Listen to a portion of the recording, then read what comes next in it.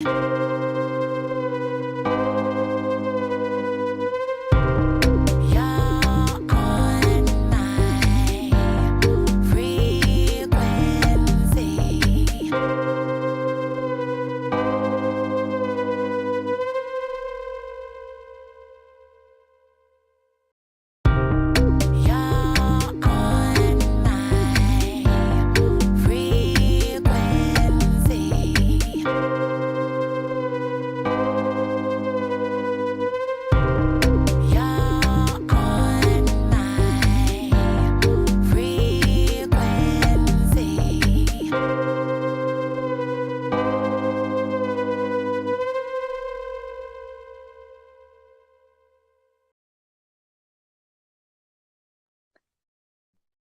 morning, good morning, good morning. Welcome to another episode of On the Couch. I say good morning if you're in the UK, or good afternoon, good evening if you're anywhere else in the world.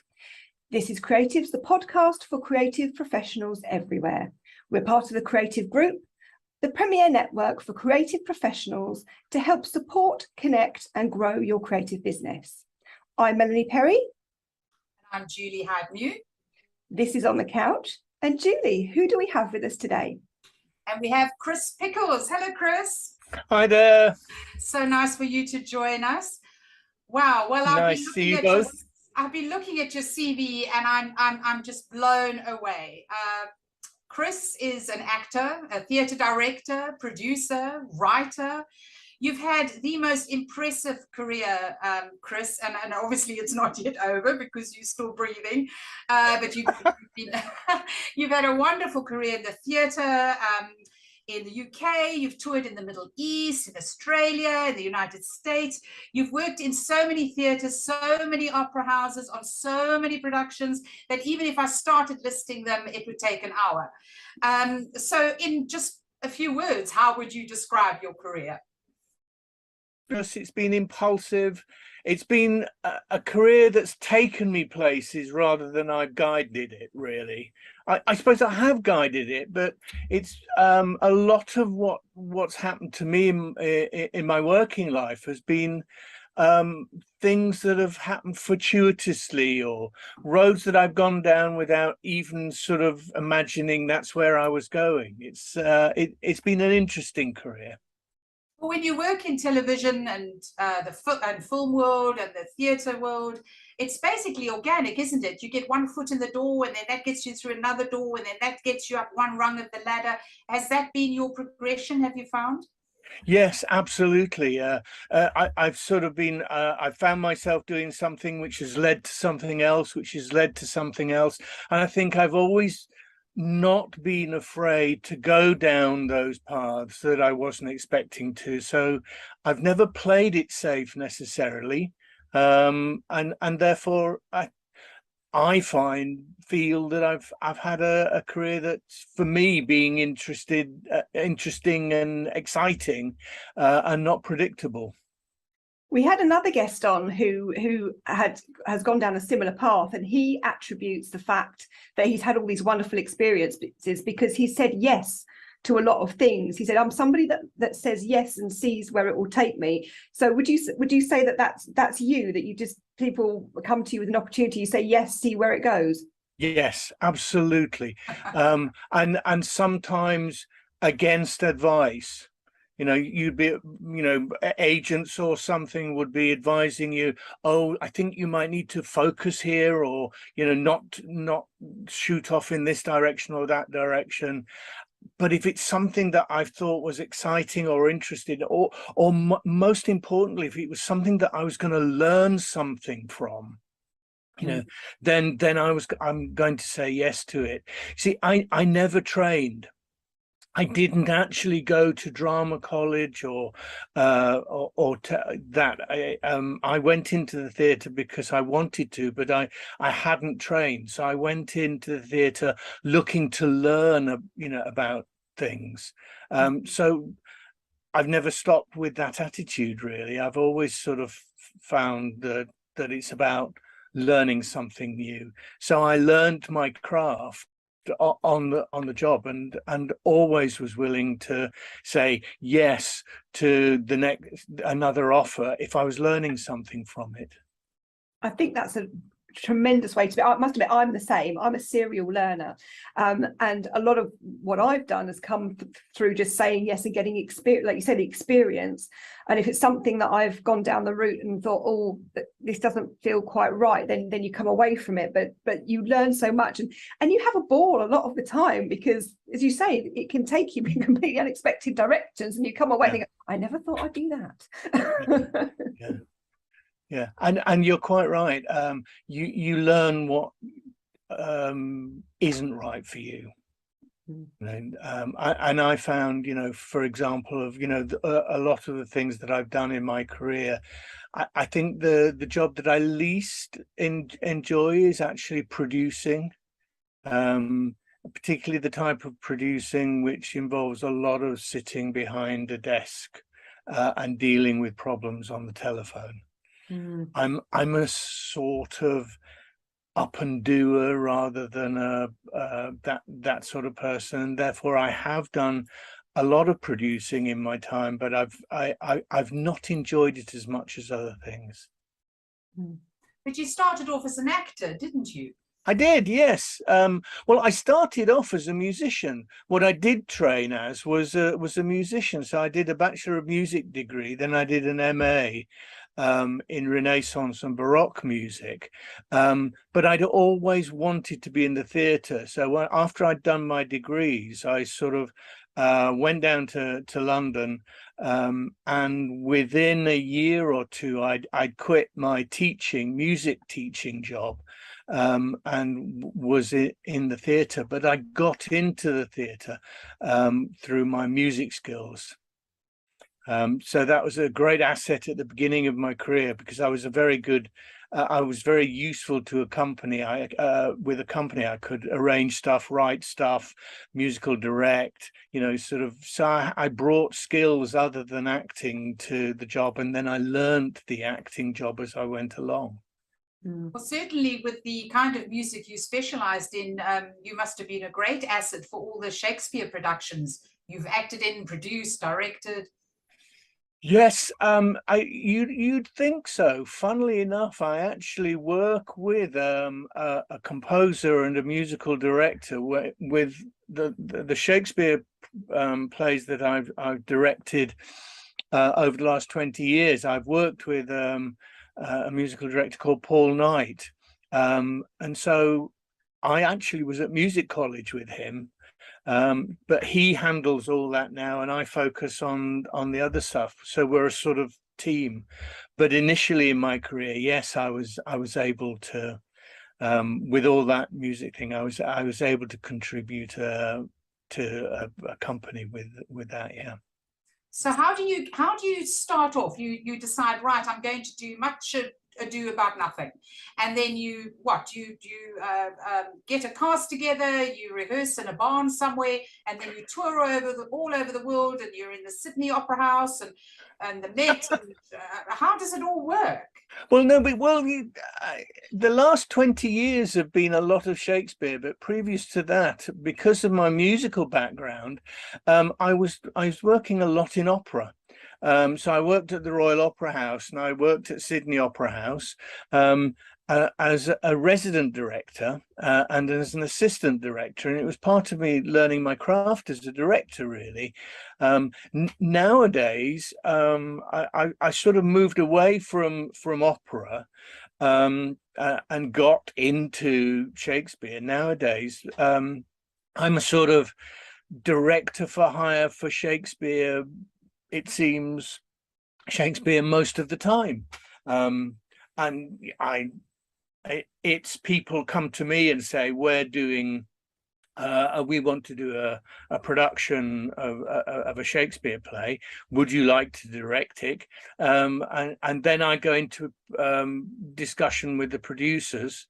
So what play should we do? What would we looking at? What's our audience? Where are we going? What play might be suitable? And so it sort of develops from there. So it comes to me perhaps without a particular play attached, and then we decide this is the play we're going to do.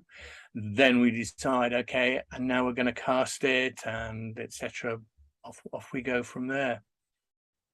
What has been your, if you can pick one, this is probably a horrid question, but what has been your favourite production that you've worked on? Oh, that's, I suppose, I couldn't say one production. That would be really difficult, but I tell you what, doing as an assistant director in Sydney at the Opera House, directing Joan Sutherland in an opera. I think that was one of the highlights of my career. She was such a wonderful woman, a great artist, and such joy to work with. And it was a fabulous opera house in a fabulous city. I had a wonderful time on that, working with assisting a brilliant director called Christopher Renshaw, who taught me a huge amount as a youngster, sort of going into the profession. And you've obviously worked with many other famous Shakespearean actors. Yes, I suppose also the best 3 years of my life were working with Kenneth Branagh and his Renaissance Theatre Company, where had a wonderful time there, where we all sort of mucked in doing all sorts of jobs, producing the films, including Much Ado About Nothing, and tours of plays such as Uncle Vanya with Richard Briers, etc.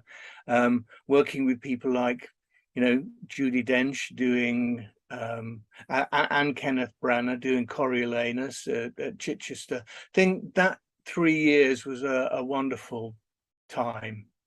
I really enjoyed the sort of the fun and the joy of theatre again. I went in my 40s, getting slightly jaded of, a little bit with my work, and going into that company completely revitalized and renewed my passion for what I was doing. Oh, I'm glad to hear that. What are you working on now, Chris? Because I know that you go in to rehearsals in September. Tell us about the production you're working on now. Yes, I'm doing a production of Othello, which I've just finished casting, and we're going to Rome to do that. We rehearse in the UK this September, and then we're off to Rome at the end of September to the Globe Theatre in Rome. In the Borghese Gardens in Rome, there is a replica of Shakespeare's Globe Theatre, just the same as in the South Bank in London, and they do Shakespeare in Italian for the whole season. And then Bedouin Theatre Shakespeare Company, which is the company I'm working with at the moment, go in at the end of the season and do a production in English. So that's what we're doing, and yeah, just finished casting it. Some exciting names, old ones, new ones? New ones, new people, people who I've worked with in the past. It's the 10-year anniversary of Bedouin Shakespeare Company, and I've done, I think, 6 or 7 productions with them over those 10 years. So I've got together a group of people who've worked with the company before to celebrate the 10 years. But also introducing some new actors rather than the older, more experienced actors. But we've put together a company of, not all recently graduated, but graduated perhaps in the last 5-6 years. Yeah, and now the reason why I connected with you, Chris, was because I saw something you posted on Facebook, and I could feel the frustration when it came to casting actors for a play. And basically you put out a list of what actors should do when it comes to putting a show reel together, the do's and the don'ts. And you sounded a bit frustrated because actors seem to be making the same mistakes over and over again. And you wrote out the most amazing list of how to put a show reel together, which was really impressive. Could you just run down the, down the list for us, and so that people out there who are actors can understand what to do and what not to do? Yes, what we'd done with casting Othello is we'd opened it up to more inexperienced actors, perhaps actors who didn't have an agent, by getting the first round of auditions to be on self-tape. So sending the actors out with a speech to prepare for the character that they were auditioning for, and putting it down on tape and then sending it to us. And that way the producers and I and the musical director Paul got to see more people for those roles. So we sat down for a day and watched a couple of hundred self-tape, so actors doing one speech. That's far more than we could have seen if we'd have done in the room auditions. We wouldn't have been able to see that number of people. But time and time again, people were making the mistakes. One of the principal things that they were doing was they were not taking account of the instructions that had been sent to them, in what we were looking for. So for example, I'd ask the actors to do a mid shot or a full length shot, because I wanted to see them, a lot of the body working. And so many of them, I also wanted them to be at a distance from the microphone, because the Globe Theatre in Rome is a big, just like the Globe Theatre on the South Bank is a big open air theatre. And you need to have a vocal presence there. And so many of the actors were doing, in their self-tapes, they were doing close-up camera work. They were whispering into the microphone, so we couldn't tell what was going on with their voices. So they shot themselves in the foot on that way, because we couldn't risk seeing them on an in the room one. So we were looking at that. So many of the actors didn't prepare properly, in that they didn't learn the speech, and therefore they couldn't properly play, to the camera. They kept having to look down at their speech, and it kept sort of destroying what they were trying to do as actors. Some of the actors didn't do the speech we sent them. For some reason, they decided, probably because it's one they'd already learned, they decided to do another speech. And I'd specifically chosen those speeches for the actors to do because I wanted to see how they tackled specific challenges. And therefore they did another speech, and therefore they didn't tackle that challenge that I needed to see them tackle. It was things like that, but it was also about eyeline. For example, when you're doing a speech in a self-tape, do you play direct to camera and like that, or do you play slightly away from camera? Do you play that way or that way? What are the demands of the speech, and taking those into account. So I was discussing things like that, really.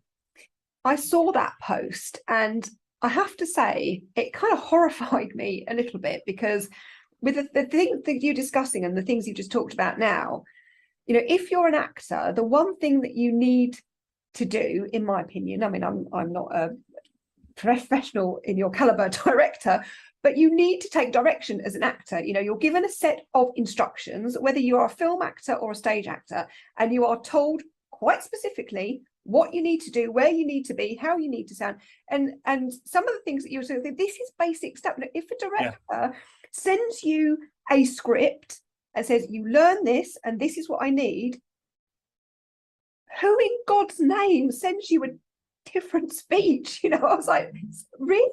Did he really see that? Yeah, I know. You know, I was quite shocked. Yeah, to be you'd be honest. surprised. You really would. Sometimes I know. Sometimes it can be. I know, because this has happened to actors that personally I know about. Sometimes agents can be not very good at passing the right information on. Mm. You know, you have to trust the agent so much in this in the process of auditioning. You've got to trust the agent that they're going to get the right information and all the information to the, you know, to the actor. Otherwise it's the actor that looks, you know, silly at the end of the day. But it could be, you know, the agent's fault, who, as we know, are very busy, and you know, and all that, and it's very easy for a piece of paper or a file, an email to go missing or whatever. But Wow. you'd be surprised how Diligence, isn't it? And I mean, if you're representing an agent, in my view, it's just sloppy. You know, if you're representing somebody, you know, you don't want the actors you're representing to look bad, surely, because actually it's not just the actor's reputation that then goes down the toilet, it's yours as well. Yeah. So come on, guys. Out of the 200 show reels that you watched, how many did you discard because they didn't give you what you wanted or what you asked for? Well, I never ever would say, me personally, I always give the benefit of the doubt. If the actor's done something silly, but I see something there as a possibility, then I'll fight for that actor to come and see me in the room. But it is very hard sometimes. You think this actor just doesn't care. You know, they've just not done what we've asked, and they don't care. So why should I care? Yeah. It's as simple as that. Yeah, But it is. That's very sad. It is. And as you say, I mean, all things being equal, if they have got the information, it's a respect thing, I think, Yes. a little bit as well. You know, I mean, you're a very big name, and if you're called to do something, or you're auditioning for a part that is really important with, you know, directors who are big names, who work with big people, big names themselves, it's a respect thing. You don't want to turn in not your best work, and not turn in something that is completely the opposite of what's been asked for. It's alien to me. Yeah. It'd be like me applying for a job with a completely different CV. Yeah. You know, I'm a secretary, but I'm going to apply to be a pilot. well, that's the other thing as well. You see, I mean, because of the way I work, and there's a lot of music in the shows, the Shakespeare that I direct. I particularly ask for highly skilled singers or musicians, highly skilled. And you would be surprised the number of submissions that we get from people who have no singing or no musicianship skills at all. You know, and I can't do that to the musical director. I can't cast actors in a play who can't do what the musical director is going to want them to do. So it's not worth submitting yourself for thinking, well, I'm a good actor, it'll do, or on the off chance. You know, you need to be able to provide the skills that are required for the audition as well. Absolutely. And music is quite technical. It really is. I mean, I love music. I love listening to all pieces of music, but if somebody talks to me in musical technical terms, it's like a foreign language. And I learned this when we produced our film Scooch, didn't we, Julie? And I had a young music producer who did all of our musical score for us, and he was exceptional, and he was very, very precise, and he was talking to me in musical language, and I was like, I haven't got a clue what you're talking about. All I want, Aaron, is it's got to sound like this. And it was the loosest possible brief, and he was he had the vaguest of debriefs. Yes, and he really came up trumps. But he did, yeah, he did. I mean, he's something special, that guy. But it is, if you don't understand what they're talking about, it is a problem. It's a problem. Well, we made it easy for people with Othello. We made it easy. We sent everybody the sheet music for the Ash Grove, the folk song, and said, sing the Ashgrove. Here's the music. These are the words. And we had people singing Greensleeves. We had people singing a pop song. We had all sorts of things. And the musical director again had chosen that specific song because it showed off what he needed to know about them as singers. So they chose to do not the Ashgrove, another song. It doesn't help you get the job. No. No, it's a bit like Joey in Friends. You know, he said he could play the guitar, he could ride a horse, he could dance, he could speak Italiano.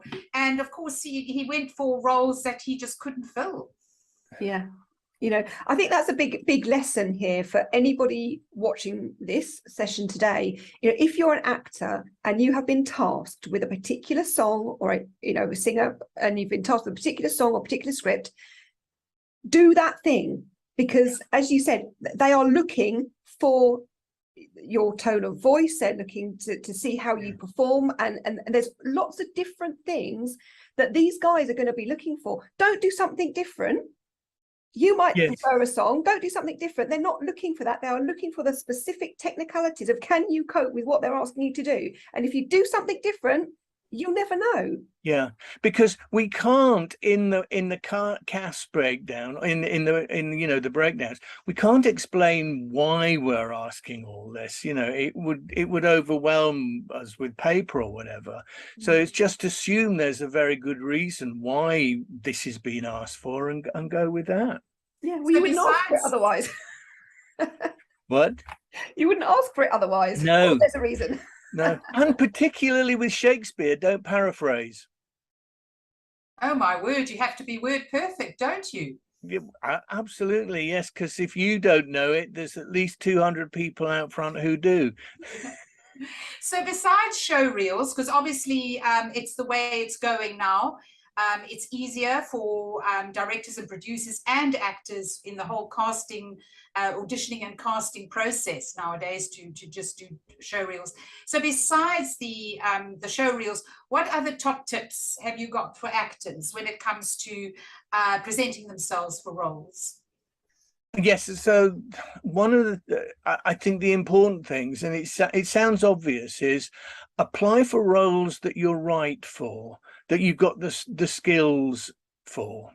You know, what I'm saying is, don't apply thinking that some of the requests for certain skills aren't going to be important. They are.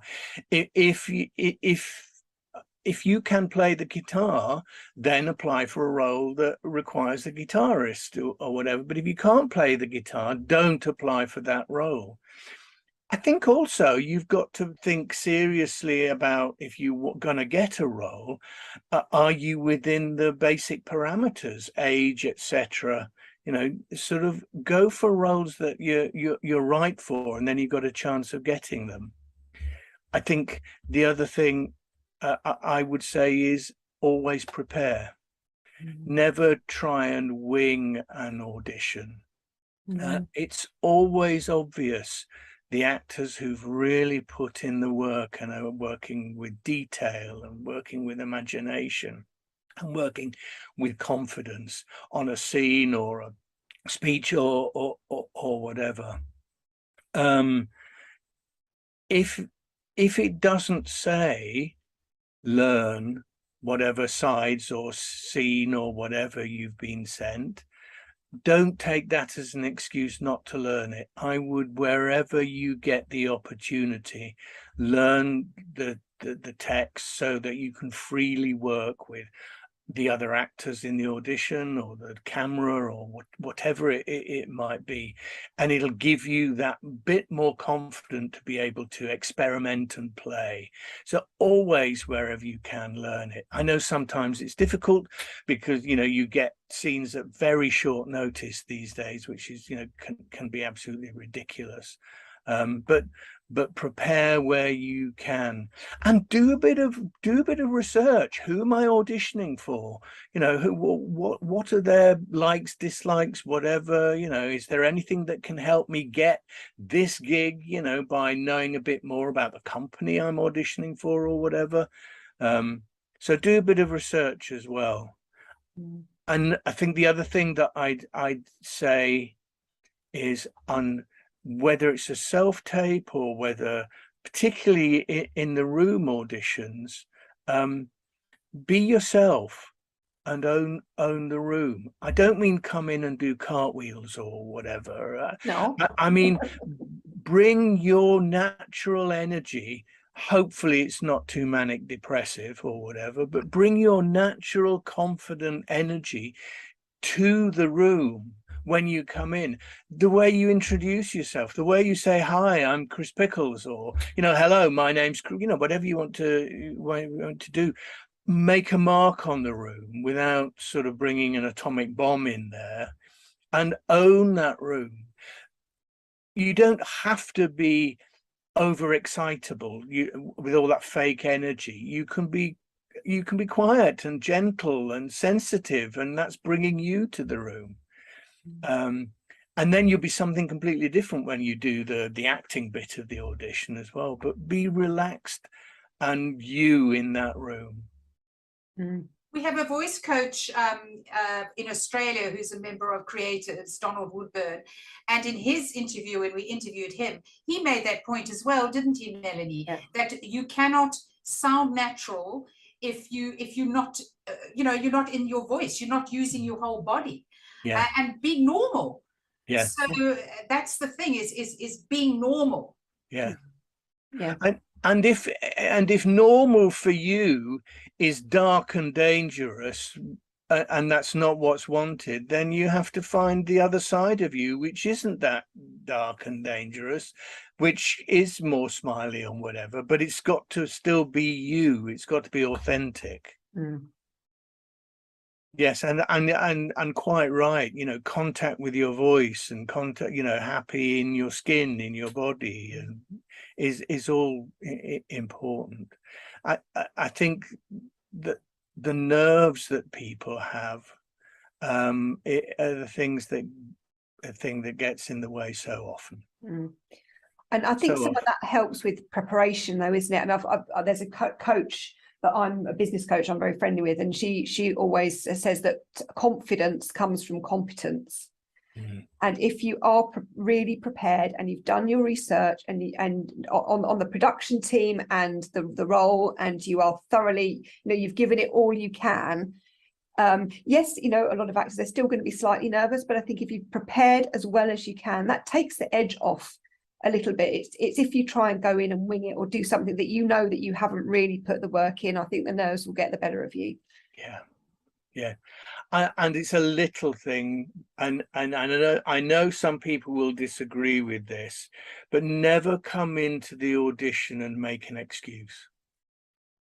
The number of actors who walk in and one of the first things they say is sorry. Sorry that I'm not able to do this off book. Sorry that sorry I've got a cold, or I'm just getting over a cold, or sorry. It really is a downer. It's not good. Just try and avoid apologizing. Come in and say, I'm here and this is where I am at the moment, lurgy and everything, and you know, whatever, but don't apologize. Agree with that. And what would your top tips, 3 top tips, if you have any, for anybody watching this who is wanting to develop their director producer type of career?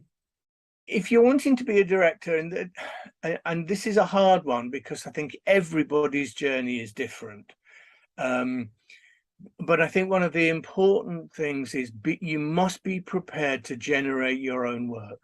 Don't expect the work to come to you. You need to take you to the work.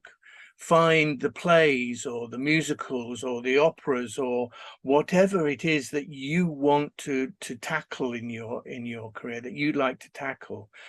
Find the actors that you'd like to work with, and then take perhaps a package to producers or whatever and say, you know, I've got this play that I'd like to do and I've got this actor interested, etc. You've got to be proactive, very, very importantly, and be prepared to assist. And I know I say this because assisting was one of my ways through to getting the career that I wanted. But I think you learn so much by assisting other directors and producers. You see what works and you see what doesn't. And I think it really helps. It certainly helped me to work for another person's visage of imagining of a play and an opera. So what you're doing as an assistant is actually helping somebody else to get the production that they're after, and that's really good for helping you assess what should be going on in a production or whatever. You learn what works and what doesn't by observing. As an assistant, you can see it happening in front of you. Sometimes you're called upon to put it right or whatever, but you can see what's going on so much by observing. I learned a lot by observing some very famous and influential directors, and of those famous and influential directors, I learned a lot of things that one shouldn't do with actors. Mm.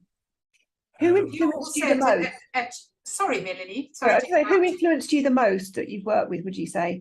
Well, I think I think I've already mentioned him. Christopher Renshaw was one of the people early in my career who really sort of helped me understand the basics of what directing was. Christopher Renshaw, who was the originator of We Will Rock You, etc., and he and I both did Taboo, Boy George's Taboo together in the West End, and I think I learned a huge amount from him about what you should do and what also was difficult about directing. What was important that I learned from Christopher was that you've got to be careful about, as a director, about making the production about, it is about you, but it's not about your failings or whatever. What Chris would go into rehearsal every day and be mortified if rehearsals hadn't gone well. And actually the reason why they hadn't gone well was the leading actor or actress was having a bad day and it was just impossible to deal with him or her or whatever. But he would take it so personally. And I learned that actually directing is about helping other people to do their job rather than worrying about the job that you're trying to do. And I think that's the other thing I'd say about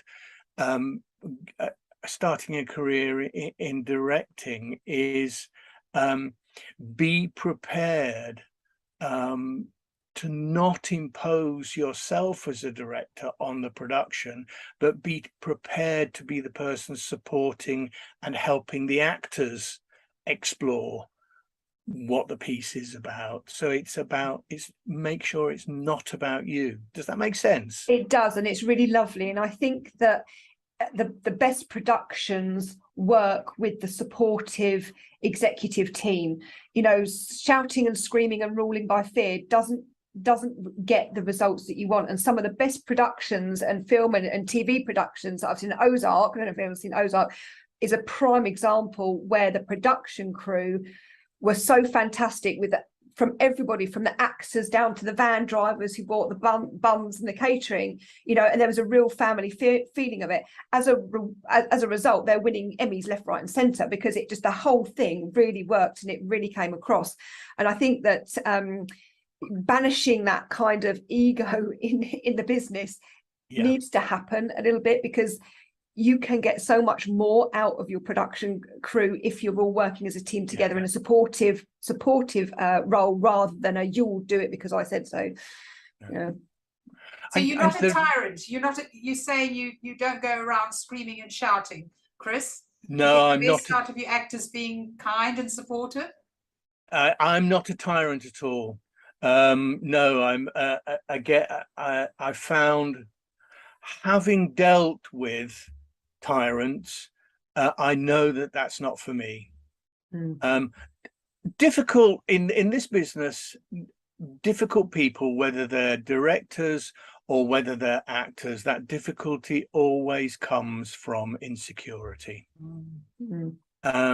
And I am as insecure as anybody else, but I don't wish to demonstrate my insecurity by screaming my head off all the time, you know. And I try to be a calm, strong center for a production, a dependable person rather than the firework that might go off or might not go off. Yeah. And I'd rather it's about communication. Yeah. Well, I've worked in television all my life, and I've certainly noticed that the more you shout and scream at a production crew, the more frazzled they get. Yeah. The more they start falling apart. Yeah. And the worst, you can get the worst out of them. Whereas if you, as you say, you're the calm eye of the storm, you calm everybody down, they're more productive, they're more focused. And more loyal. So it's very counterproductive to be a tyrant when you're in that kind of role. Yeah. Well, any role, any executive role, I've seen it in business, coming from a corporate background back in the day, you know, if you lead by fear, you don't get the best out of your teams. It's the good communicators, the people who have the best leaders are the ones that have the best people skills. Yeah. And know the best people around them and know how to get the best out of those people, not the people who yell and scream and do it by fear. Yeah. And quite honestly, I learn more about the work that we're doing. I learn more about the play or the opera or whatever that I'm directing by having a dialogue going on. You know, I don't come in and say, right, this play is this, and this is what we're going to do. I have a vision for what we're doing, but that vision is a flexible and open, and I'm not imposing that vision, but that's what the parameters within which we're exploring in rehearsal. And I learn, because it's a give and take, I learn from the actors as much about the play as I knew before we started rehearsals. You know, and so we can discover so much if we've got the right dialogue going in the rehearsal room.